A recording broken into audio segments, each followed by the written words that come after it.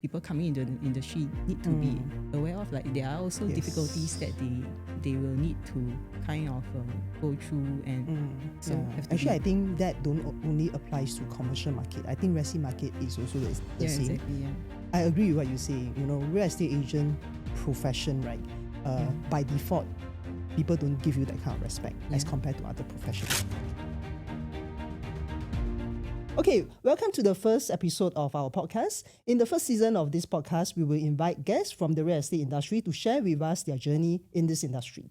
Whether you are new or experienced agent, we hope the sharings can inspire you on your journey. In our first episode, we have Evon here with us. Evon was from the corporate sector and joined us end 2020. Hello, Evon. Hi, Vivian. Thank you so much for having me. No problem. So you were an equity analyst before you came on board with us. Can you share with us like what were you doing as an equity analyst?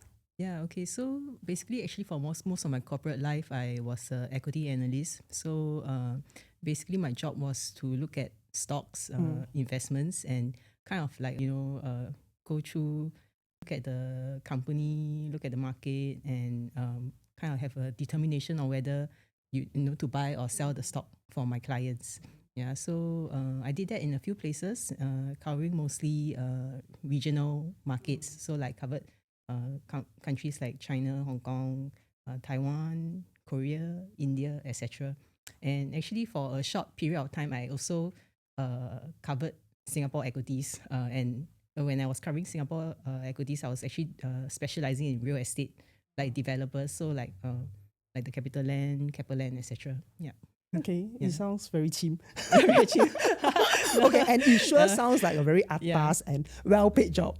Yeah. Okay. So my question is, right, because this job sounds very secured to me. What makes you decide to, come to the real estate industry? I think finance also has like its ups and downs. So actually, in 2020, COVID came, and like what happened was that my company, which was headquartered in Toronto, they are a listed company, so they decided to cut costs and they started to close down the Singapore office. Yeah, so they started to close down, and then so they let go of people. It does happen every now and then. I think in the industry, I think most people do kind of change firms and all that. Sometimes you go to another firm yourself. Sometimes you get let go, and then you just you find another company to work for. I was let go, because the company wanted to cut costs. And then I kind of took a nice break for myself. Because I think although it maybe sounds like a good paying job, secure job and all that, we also do work very hard for our money. Okay. So I think I used to work fairly long hours. When COVID just came, I was actually even working much longer hours than before, because everybody was working kind of like from home. But so working from home also means that there are, in a way, there are no boundaries, right? Because when you have a office job, so-called, maybe you go to office and then your work might end when you leave office. But when you're kind of working from home, sometimes like there are calls happening in other parts of the world, and I'm still working. So I was still working like for quite a number of months into COVID. So I was like attending the Asia hour calls. I was attending the London calls. I was attending US calls and all that. So actually I was, in fact, for a while even busier than before. So when the restructuring happened, it was kind of something that like kind of allowed me to take a good break in a way for myself. So like, for example, I used to be a sports person. So like 20 years ago, I was a basketball player. Yeah. But I think for the time that I was in corporate, actually, I rarely really had time to exercise. And even up to now I can do like an hour of yoga every day. I spend at least an hour doing yoga every day, and I don't feel bad about it. I don't feel bad about taking the time to do my own things. Yeah. So yeah. Okay. I was reading your blog, and I know that after your company restructure, you had offers to go back to the finance industry. Yeah. Actually, to me, that was like the easiest option Yep. and the safest option, because that's what you are familiar with.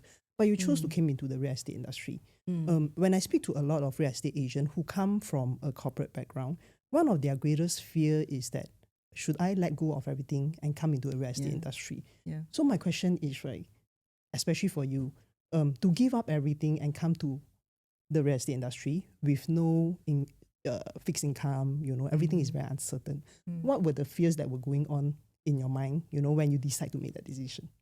Yeah, I think I was a bit fearful whether or not I can actually make it in the industry. A bit fearful is very good. No? I will be like, huh, are you sure? Yeah, I mean, and I think the thing about real estate also is that like I think I mean I come in also like I mean there are so many real estate agents in Singapore, right? 30 over 1,000 real estate agents, and like you know everybody's uncle, auntie, bro, friend, cousin, whatever. Somebody's a real estate agent. Most probably most people have a real estate agent somewhere in their lives already. So like to me, it's a bit it's a bit difficult, right? So that I think most people do feel like they know enough about real estate, enough about what they want, and like so if you are giving a deal to someone, you give it to the person you know, right? Doesn't really matter about a lot of other things. You give it to the person you know, and so I mean I myself, like the very first deal I closed was for a good friend of mine. So I also benefited from from from having a friend who wanted property, but it's not a realistic strategy to to kind of like depend on that, right? Because unless you really have a very good network. So in a sense, I mean, I think I was really not sure whether or not I could make it in the industry, and like also I think even just personality wise, I think I mean for most of my life I spent a lot of time like doing reports like in front of spreadsheets and all that. So I'm not I don't really have to do a lot of selling in terms of like talking to clients and all that. So when I just started in the industry, like actually one of my friends, like she told me her mom was very worried for me. She told me her mom was very worried for me because like her mom said like like Evon 很聪明很能干，不过他都不爱讲话的。怎么卖房子？ So that's actually what she told me. I mean, she's very sweet. I know she didn't mean she didn't mean anything negative. So I mean, if I translate that, it's just she said basically my friend's mom said that like I'm smart, but I don't even really like to talk all that much. Like I'm not a smooth talker. So how am I going to get people to buy real estate from me?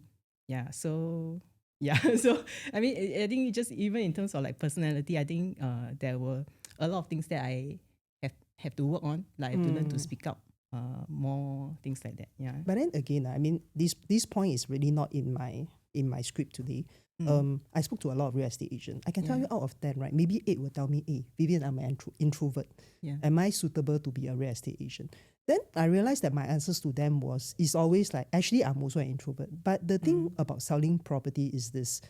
Technically, you don't sell property. Like, for example, somebody come and see the house. From their body language, you know whether this person like or don't like the house. And when they don't like, right, technically, you don't have to sell the house. Because don't like means don't like, ma. How can you make somebody like the house? You only start to share the good thing about the house when you see that, this property suits them and they like. So and as real estate agent, we don't try to say, I'm selling something, because we are not selling something. I'm just sharing with you why I feel that this house is suitable for you. That's all. So when we reframe our thinking, right, I think, especially for introvert, it is much easier. Yeah. So introvert is fine. So I mean, if today, let's say you are an introvert, you feel that, I don't know whether I'm suitable for this shop or not. I think, let me assure you that I think it's really okay. Yeah. I mean, I think it's also other than talking, like I guess listening and observing is also actually very important. So like I had one of my clients like she bought we bought a unit together, but like so like during the process I think initially the first few viewings I arranged for her. Then after that, the next set of viewings, I think she during the process, it was actually quite funny. Right? So I was telling her, but you like this about that house and you didn't like this. So I think actually you don't like this kind of house. Then she was like, oh yeah, actually you're right. Yeah. So she was like, she herself like like viewing, looking around, and she actually didn't really realize that about herself, because like she was just just looking and she didn't realize. So I mean, that was actually quite interesting. I thought it's something that stuck in my head, because I was like, oh okay, yeah. Sometimes like people need another third party to kind of like observe and let them know certain things, and then they That's that's something. something. There's a So Chinese that's something word. actually. I got one very interesting question. So to me, when I look at you, right, I feel that you are the 模范生 for Singapore education system. Like you come from a very good school, and then you proceed to take your degree in NTU. Then you have a very good, so-called good job. When you decide to come into the real estate, right? Do you have drama? Like, some families, some mothers will say, 我辛辛苦苦供你读到大学，你去做 property agent. Does this happen in your household? Okay, actually, I mean, I think my mom, she's actually really very supportive. Okay. So I think she, I mean, surprisingly, I mean, in some ways it's surprising, right? Because I think that's the kind of thinking that you think that the older generation might have. But like, for example, like in my very first job out of uni, actually I wasn't in equities yet. So at that time, my very first job was an auditor, and the hours were even crazier. Yes. So like I think there was an audit job that I did, like for one of the major property developers. I think for weeks on end, I was in their office until like 2-3 a.m. and then back at work at 8 a.m. the next day.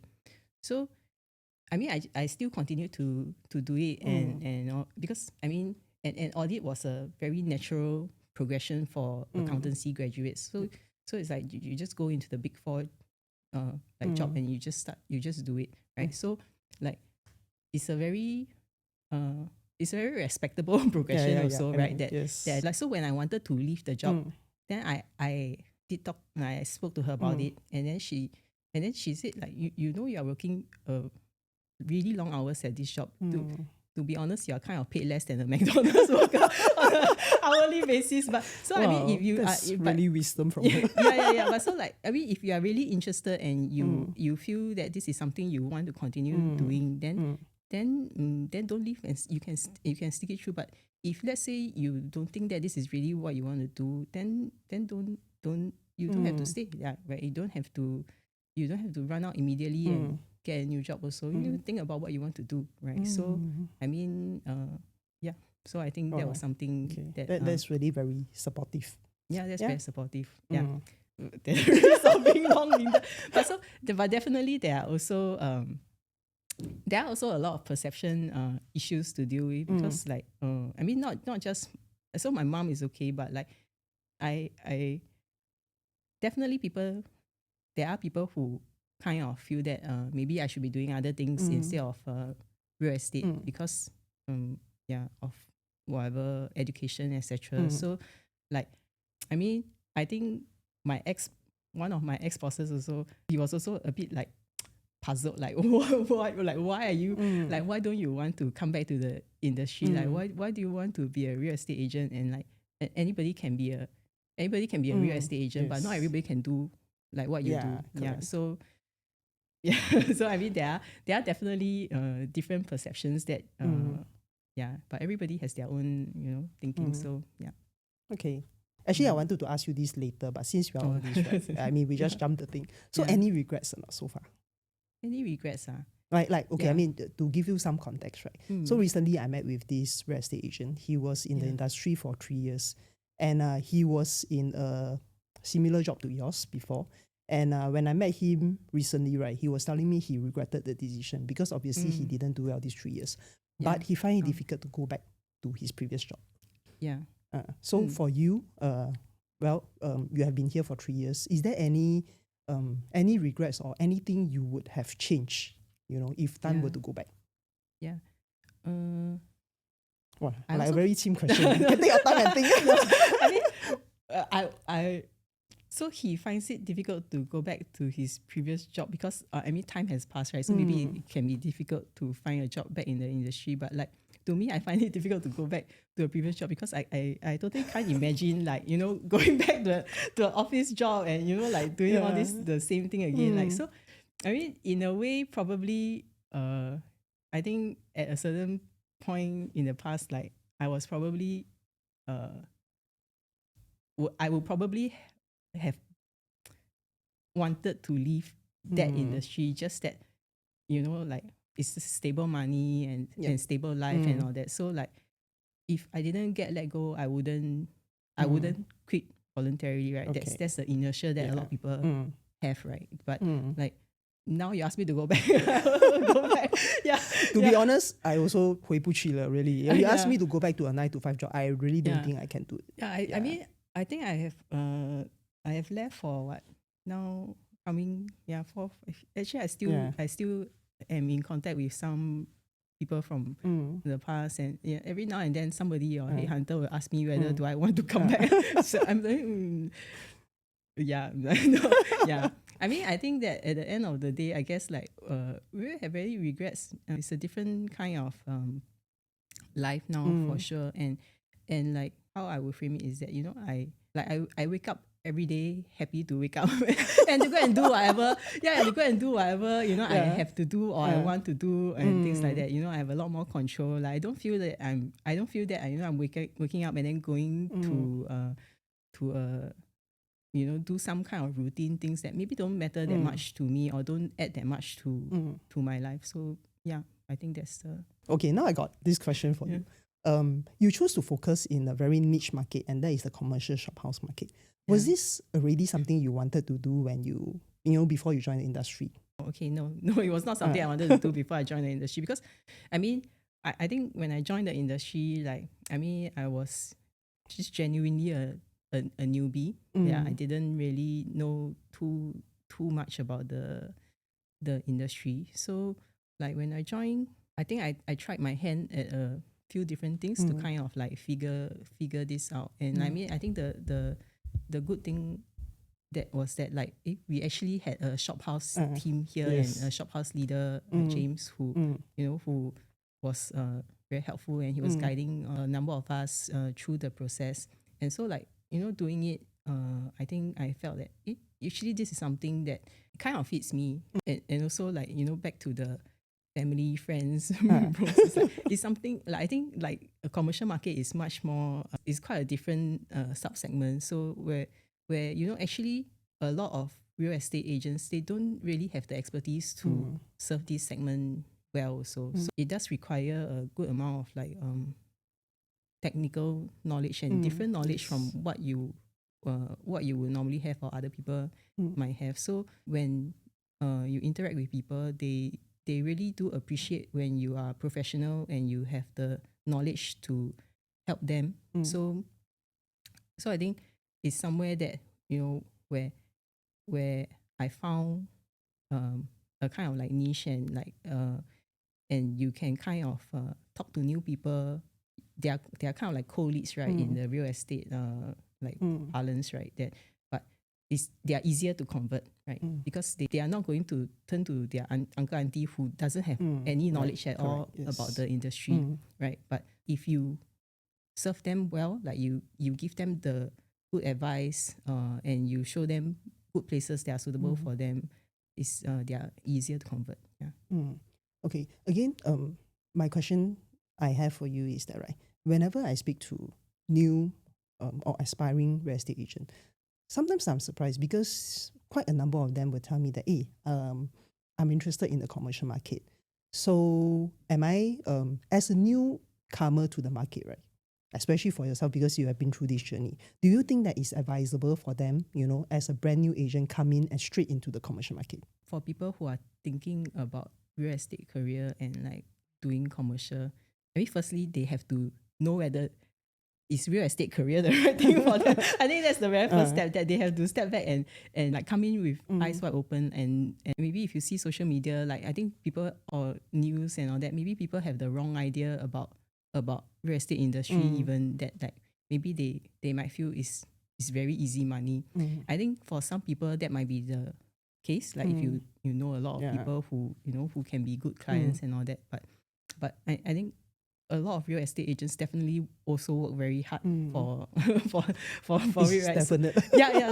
So I mean, so and there will be a lot of times where you have to do a lot and you might not see the returns immediately. You can be easily discouraged, right? So I think we spoke to somebody from the legal industry before, right? Oh, and yes, she was yes, and she was considering whether to join. I mean, very nice lady, and she's also very professional and all that. So I think she was also still talking to a lot of people like about From her industry. from her industry, about a job back in the industry. And it can be very difficult, right? Like especially like if people, maybe you are used to people talking to you a certain way, and when you're a real estate agent, people might not always treat you the same, right? Yes. So you have to prove yourself. Like I think in certain professions, maybe people respect you even before you are before they speak to you, they respect you. Yeah. But maybe in real estate, sometimes you have to earn. Very right. Yeah, you have to earn it from them. They don't. There's no. They don't just. Right. It's not. Yes, it's not yes, the. correct. It's not the Yeah. doctor, lawyer. Correct. Yes. Finance or whatever, right? So in that sense, like she might not be used to it, right? If people speak to her a certain way, or people say no, right? People say no a lot in real estate. So I mean, those are things that I think people coming into the industry need to be aware of. Like there are also difficulties that they will need to kind of go through, and so have to actually, I think that don't only applies to commercial market. I think resi market is also the same. Exactly, yeah. I agree with what you say. Real estate agent profession, right? By default, people don't give you that kind of respect as compared to other professions. So it's up to us to earn that kind of respect. But throughout my years in this industry, right, I do feel that there are many very good clients who appreciate our hard work and genuine work that we did for them. So I think this industry is, to me, is still very good. But we have to earn the respect first. Yeah, definitely. I mean, I think actually respect should be earned. Like even like people shouldn't respect you just because you work for in a certain industry, correct, right? correct. That's very true. You need to be your value, show your value. Then people respect you. I think that's something that's more valuable to me, right? That if people really genuinely see this value that you bring to them. Yeah. So it definitely applies more than just for commercial real estate. Like, residential, etc. Like so that's why like it's like coming into the industry. That's the very first thing you need to right. that you need to be you like must overcome that yourself first. Very aware of first. Yeah. So I think commercial, like if they want to enter the commercial market, I don't think that is a harder segment in any sense. Like I think there are things that you need to pick up, but like to be a good resi agent, you also have to. You also should know certain things, correct. There are also definitely more things that you can do for your clients than like just we are not we are not tour guides, right? We don't bring we definitely there are ways to add value to all your clients. Yes. So I mean for commercial, I think it's not I don't think it's harder in any sense. It's just a more niche market that people don't quite have the same familiarity with, but I think knowledge can be picked up. Yeah. Then what's the biggest challenge that you face in the commercial market? For me, I mean, based on what I see, right, the biggest challenge, if today I was doing commercial market, is that there's too many open listing. So to me, that is the biggest challenge. Is like, everybody is competing with each other for tenants, for buyers, because it's open listing. So, I mean, obviously you are more experienced than me in this market. What kind of challenges are there in the market? So probably we can also share with whoever who is watching to help them, decide whether this is a market that they want to enter. Yeah, I mean, most commercial listings are open listings, and I think even in the time that I have been focus on this market. Like the number of agents doing commercial has also gone up a lot. So like the open listings are getting more competitive actually. Yeah. So I think it's something that is quite it's fair in a way because you compete in a kind of like open market, right? So if you work if you are able to close a number of deals for like a landlord and all that, then naturally they will also kind of they might reduce the number of other agents that they use, for example. So maybe they give the listing to one or two agents or even one agent. That also can happen, right? Because if they are anyway closing with you mostly, then why not give it to just you, right? Yeah. So those are things that you can discuss with them about. But so even open listings, right?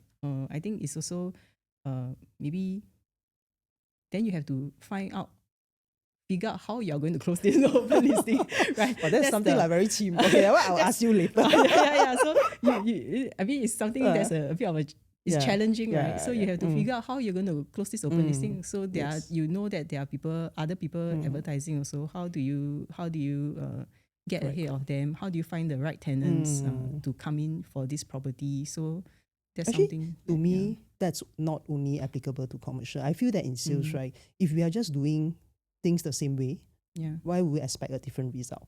And I think in today's market, right, selling something or in sales, right, is about being creative and being stand out from the rest. So it's something for us to think about, rather than keep repeating what we have been doing and expecting a different result. So okay, yes. Okay. Something I want to ask you for your opinion. Okay, I don't know whether I'm correct. A lot of people say that commercial market are predominantly dominated by male agents. Do you agree? I'm female. That's I say dominated. You're the minority. There are a lot of. I don't think that is mainly male agents. Like I mean, there are lots of female agents. Just go to commercial group. Go through the male, female agents and all that. But maybe I think that maybe that kind of perception comes from the fact that a lot of the leaders, those people who are the leaders of the shophouse teams, for example, they do tend to be male. Yeah. Okay. Actually, to me, I must say that to me, gender doesn't make a difference, lah. Honestly, I to be honest, I have an idol in this commercial market who is a female agent. I don't know whether I can say it or not, lah. Probably I will invite her one day to the program. So I mean, and in fact, within our team itself, you are doing well. Gigi is doing well. So it's very obvious that female agent can do well as well. But yeah, I agree with you. We do see a lack of female leaders in the commercial sector. So is that something, you want to do, for future, given that you already have like 3 years experience, in terms of technical skill, the experience, you are there. And well, we do hope to have a commercial team within our team. Yeah. Is that something that you want to do in future? Yeah. I mean, I think that like I myself benefited from, having support and mentorship. Like so, like I think likewise, if there are people who come in to like the industry, to Huttons, Navis, to our team, and they are also seeking, some kind of support, mentorship, then I think that's something that, I think I will be happy to do, as long as it's within my means and all that, to help provide that kind of support. Yeah. But like, I mean, to me, it's not really a gender thing. So whoever it is, male, female, like, as long as you are interested and you are willing to learn, open to learning, open to new things, I think that's some 3 years ago, you made the decision to come from corporate into the real estate industry.